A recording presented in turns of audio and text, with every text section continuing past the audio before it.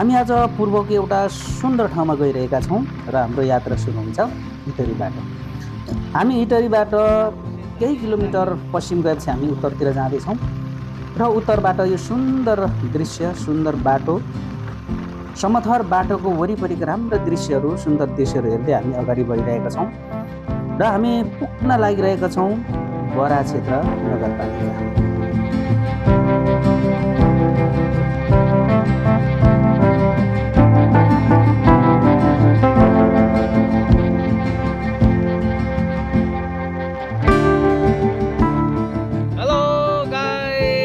आज चाहिँ हामी यो हाम्रो पूर्वको एकदम पवित्र तीर्थस्थल बरा क्षेत्र वालुङ र चतराको हामी भ्रमणमा जाँदैछौँ। दुईजना यो बाइकमा सररसँगले हामी चाहिँ यो चतरा धाम बरा क्षेत्र हिन्दूहरूको एउटा पवित्र स्थल पनि हो। बरा अवतार भएको त्यो ठाउँमा, त्यसपछि अलिक मासतिर वालुङ भनेको किराँतहरूको चाहिँ एकदम पवित्र स्थल हो। त्यो दुईवटा र हाम्रो चतरा बजारको भ्रमणको लागि आज यो हामी चारकोसे झाडीको सुन्दर बाटो भएर हामी जान लागिरहेका छौँ। अब तपाईँहरूले बिच बाटोमा थुप्रै दृश्यहरू देख्नुहुन्छ।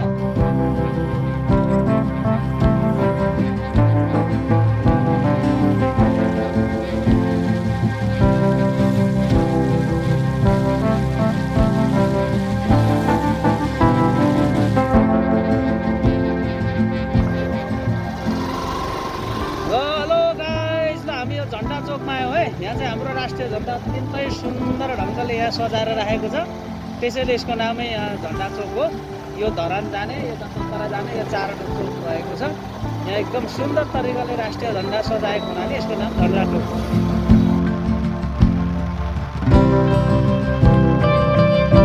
अब हामी अलिकति अगाडि बढेका छौँ। अब चाहिँ हामी चतरा पुग्नै लागेका छौँ। यो बाटो वरिपरिको यो पाहाडको फेदै जाँदैछौँ हामी र हामी चतरामा ठ्याक्कै पुग्नेछौँ र त्यहाँ हामी कोशी सुनसरी मोरङ सिँचाइ आयोजनाको एउटा ड्याममा पुग्नेछौँ। त्यो ज्यादै सुन्दर दृश्य तपाईँहरूले त्यहाँ हेर्न पाउनुहुनेछ। तर यो बाटोको वरिपरिको दृश्य पनि कम सुन्दर चाहिँ छैन है।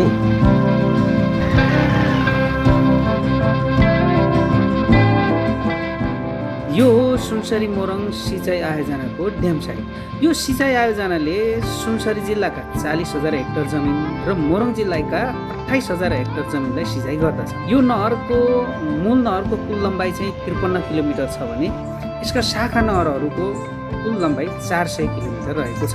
यो आयोजना यहाँबाट भूमिगत रूपमा जान्छ र धेरै तल पुगेपछि चाहिँ यो बाहिर निस्किन्छ। यो हेर्दा अहिले जति सुन्दर छ, यो भित्रप्रति अलिक डर लाग्दै नै छ र यो अहिले एउटा पर्यटकीय स्थल पनि भएको छ, किनभने यो चतरामा घुम्न आउने मान्छेहरू यो सिँचाइ आयोजनाको यो ड्याम साइटमा आएर रमाइलो गरेर जाने गर्दछन्। अहिले चाहिँ हामी यो सुनसरी मोरङ सिँचाइ आयोजनाको यो हाम्रो ड्याम साइटमा छौँ। यो तपाईँको कोशीको ठुलो भङ्गाला चाहिँ उतापट्टि छ, यो सानो भङ्गाला यता हो। यो सुनसरी मोरङ सिँचाइ आयोजना यहाँबाट गएको छ। यो तल टापु चाहिँ यसलाई श्रीलङ्का टापु भन्छ, प्रकाशपुर यो श्रीलङ्का टापु हो। यो चाहिँ सुनसरी मोरङ सिँचाइ आयोजना स्थल। यहाँबाट चाहिँ कोशीको दुईवटा भङ्गालो छुटिन्छ र मेन भङ्गालो पल्लो जान्छ र सानो भङ्गालो यता आउँछ र यहाँबाट चाहिँ सिँचाइ आयोजनाको सुरुङ मार्ग बनाएर यहाँ ड्याम साइट बनाएर लगिएको छ। त्यो ठाउँमा हामी अहिले आइपुगेका छौँ। यो चाहिँ हेर्नुहोस् है, यो सुनसरी मोरङ सिँचाइ आयोजनाको यो नक्सा हो। यो हामी चाहिँ अहिले यहाँ ठक्कै छौँ, यो 1 नम्बरमा छौँ हामी है। यो हामी हिँडिरहेको ठाउँ 1 नम्बर हो। यो च्यानल सुरु यहाँबाट हुन्छ। अब यो तल गएर यहाँ चाहिँ यहाँ 7, 8, 9 नम्बरसम्मको यति लामो च्यानलको यहाँ नक्साङ्कन गरिएको छ। अनि यो अघि मैले देखाएको टुप्पो भनेको यो मात्रै हो, टापुको टुप्पो यो आइल्यान्ड। यो आइल्यान्ड त कति ठुलो छ हेर्नुहोस् त। यहाँ यो कोशी टपु वन्यजन्तु आरक्षक आइल्यान्ड हो, यो त्यति ठुलो छ। अब कोशीको मूल भङ्गालो यहाँबाट फाटेर गयो, कोशीको सानो भङ्गालो यहाँबाट जान्छ र भेट चाहिँ फेरि तल हुन्छ। यहाँ यस्तो किसिमको स्थितिमा छ र यो सुनसरी मोरङ सिँचाइ आयोजनाको यो च्यानलको नक्सा हो।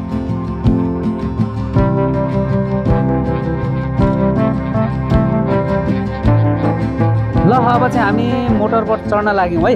यो मोटरबोट चाहिँ चतराको साह्रै फेमस मोटरबोट हो। यहाँबाट चढेर माथि हामी भोजपुरसम्म पुग्न सक्छौँ। तर आज चाहिँ हामी भोजपुर पुग्दैनौँ, बिचैमा हामी रोकिन्छौँ। यो मोटरबोट छ नि, त्यो चतराको पुल छ नि, यहाँबाट सर छिरेर जान्छ। कति रमाइलो हुन्छ भने यो चतराको पुल भनेको चाहिँ मदन भण्डारी राजमार्ग अन्तर्गत पर्ने पुल हो। यहाँबाट सर्र गयो भने चाहिँ विमान हुँदै सिन्धुली हुँदै काठमाडौँ पुगिन्छ यो पुलबाट। अहिले हामी चाहिँ मोटर बोटबाट जाँदैछौँ। हामी धेरै माथि पुग्छौँ, वालुङसम्म पुग्छौँ।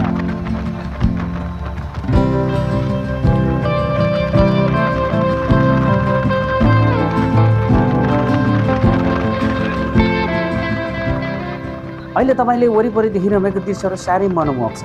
तपाईँ कोही यहाँ पहिलोचोटि आउनुहुन्छ नि, यो दृश्य देखेर तपाईँहरू निकै मोहित हुन सक्नुहुन्छ।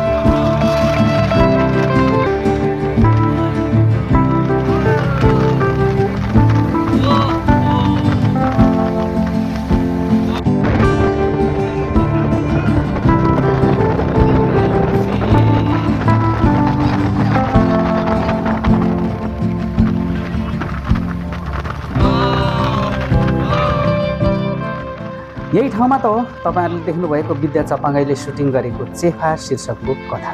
चेफाको कथा सुटिङ गरेको नदी सप्तकोशी पनि यहीँ नै हो।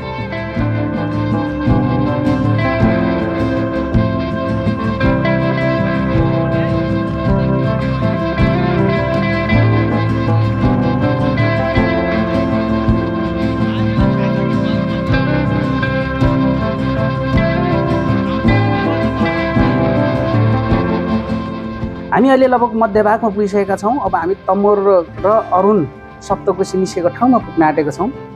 त्यहाँ किराँतहरूको आर्धदेव ख्वालुङ हामीले हेर्न पाउनेछौँ। हामी ख्वालुङतिर अगाडि बढिरहेका छौँ। यो वरिपरिको पहाडहरू हेर्नुहुन्छ भने नि, यहाँ दृश्यबाट हेर्दै जाँदाखेरि कति राम्रो देखिन्छन्। नदी र पहाडको बिचको यो सङ्गम स्थल साँच्चै नै सुन्दर छ।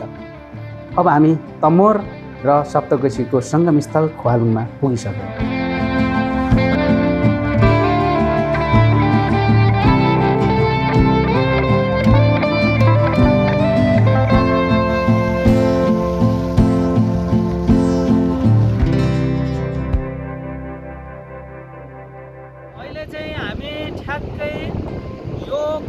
कोशी नदीको त्रिवेणी भन्ने ठाउँमा छौँ।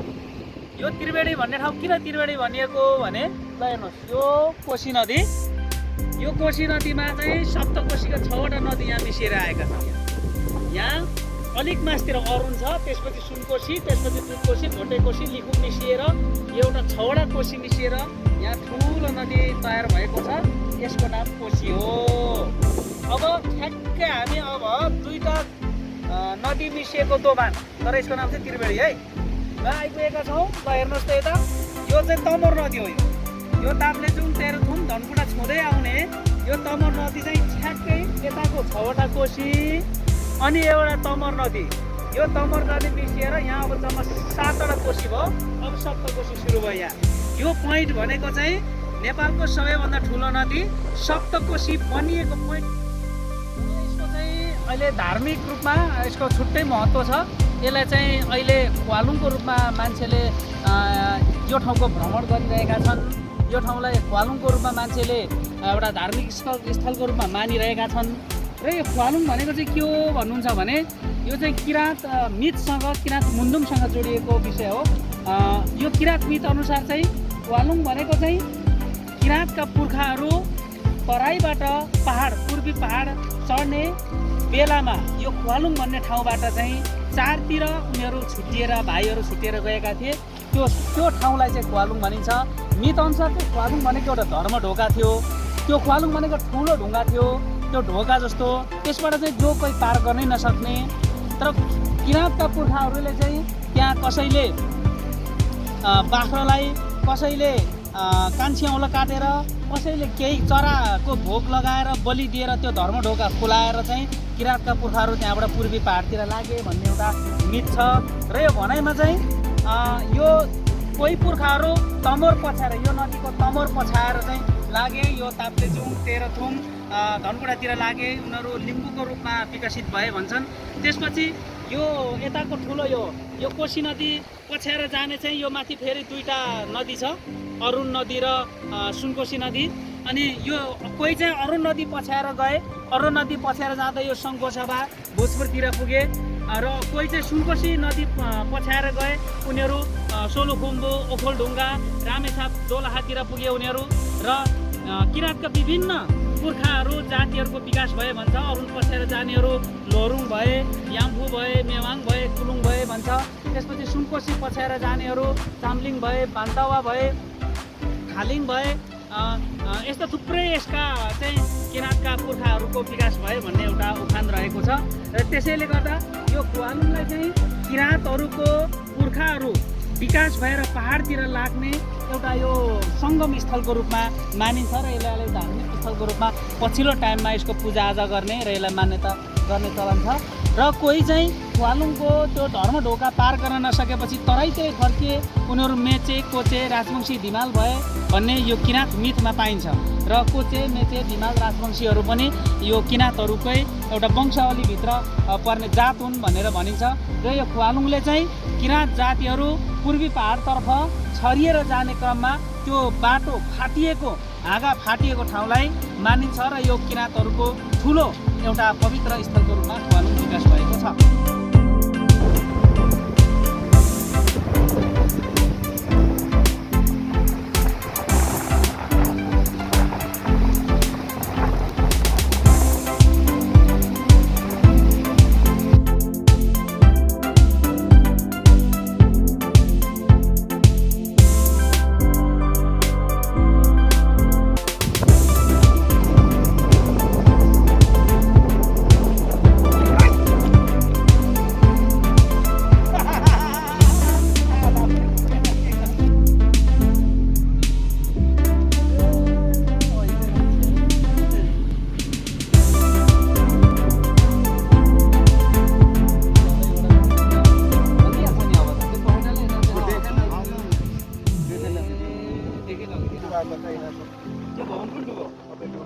त्यो छाना बाढीले बगायो।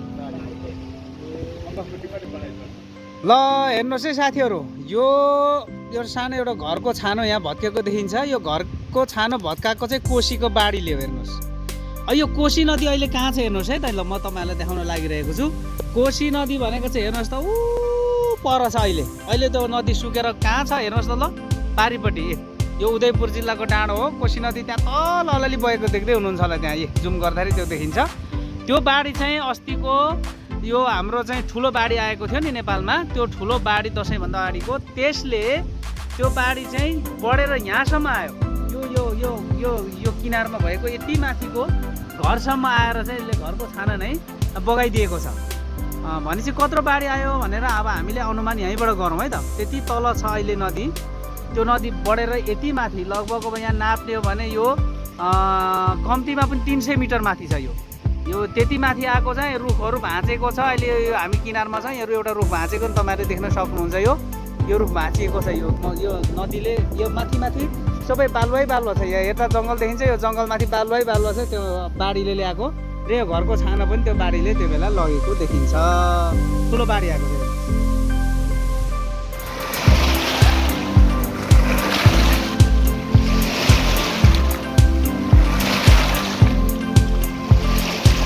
कोशीमा कति धेरै बाढी आएको छ भन्ने कुरा नि यो पुलमाथिको पराल हेरेर थाहा पाउन सकिन्छ कि यो पुल लगभग 20देखि 50 मिटर उचाइमा छ।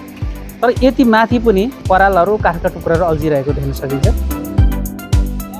अहिले चाहिँ हामी यहाँ अरुण नदी र सुनकोशी नदीको दोभानमा छौँ है। तपाईँहरू देखिरहनु भएको छ। यो दायाँपट्टिबाट यो अरुण नदी आछ, बायाँ अथवा लेफ्ट साइडबाट चाहिँ यो सुनकोशी आछ। यो अस्तिको बाढीको अलि यहाँ चिनोहरू पनि देखिन्छन्। यो सुनकोशीतिर अलिक बढी चिल्लो छ, बढी त्यहाँ बाढी आएको थियो। अरुणतिर अलिकति कम छ, यहाँ अलिक कमै बाढी आएको थियो। यो सुनकोशी र अरुणको यो सङ्गम स्थल हो। यो अब योभन्दा ठ्याक्कै लगभग कम्तीमा 500 मिटर तलतिर फेरि तमोर र कोशीको मिसा दोभान पनि छ। तपाईँ यो हामी जहाँ बसेका छौँ त्यहाँबाट हेर्नुहोस्, त्यहाँ बोटिङ पनि भइरहेको छ।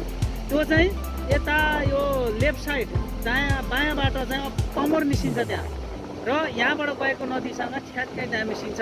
यो ठाउँको नाम त्रिवेणी हो। यसलाई त्रिवेणी भनिन्छ, तीनवटा नदी मिसिएको भन्ने अर्थ हो।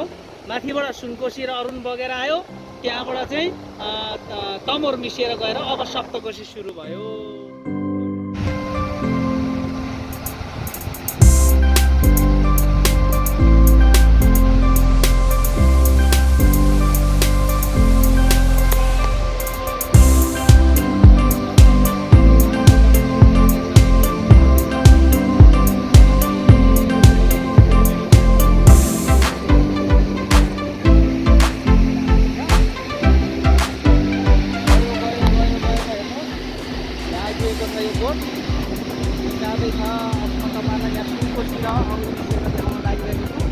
यो अहिले देखिएको सुनकोशी हो, यतापट्टि चाहिँ अरुण हो।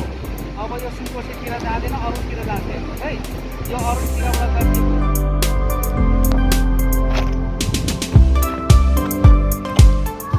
अब चाहिँ हामी यहाँ खाजा खान लागिरहेका छौँ है। यो खाजा खाने कतै भर्खर बनाउँदैछन्, हेर्नुहोस् न।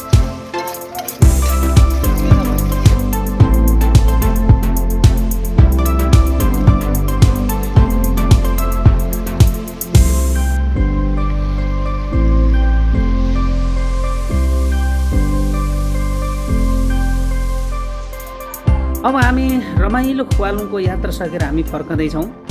हामी ओह्रालो जल यात्रामा छौँ। हाम्रो साथीहरू यहाँ बोटमा रमाइलो गरिरहेका छन्। यति राम्रो सुन्दर दृश्यहरू हामीले हेरेर फर्क्यौँ कि यो हाम्रो मानसपटलमा धेरै दिनसम्म रहिरहनेछ। ख्वालुङ किराँत सभ्यताको एउटा आदर्श तीर्थस्थल थियो। यसको वरिपरि भएका सुन्दर प्राकृतिक सुन्दरताहरूमा हामी दिनभरि रमाएर अहिले थाकेर फर्केका छौँ। तर यो बोटिङ गरिरहँदा हाम्रो थकाइको महसुसै छैन। ओह्रालो यात्रा छ, जाँदा जति मजा थियो आउँदा झन् मजा भएको छ। यो ओह्रालो यात्रामा हामी बोटिङ गरेर कुनै निर्जन ठाउँमा गइरहेका जस्तो महसुस हुन्छ, जहाँ भोक तिर्खा त्यहाँ सबै हराएको छ। यहाँ जलयात्रामा हुने सम्पूर्ण यात्रीहरू कोही फोटो खिच्ने, कोही टिकटक बनाउनु, कोही भिडियो बनाउने काममा व्यस्त छन्, वरिपरिका सुन्दर दृश्यहरू हेर्दै। ल अब अहिले हामी बरा क्षेत्रमा आइपुग्यौँ। हामी चतरा पुग्दैनौँ अहिले, यहाँ बरा क्षेत्रको दर्शन गरेर माथि चतरा पुग्छौँ। यो हाम्रो मोटरबोट अब बरा क्षेत्रको यो बन्दरगाहमा हामी रोक्दैछौँ र यहाँ बरा क्षेत्रको हामी भ्रमण गर्नेछौँ, यहाँको मन्दिरको दर्शन गर्नेछौँ।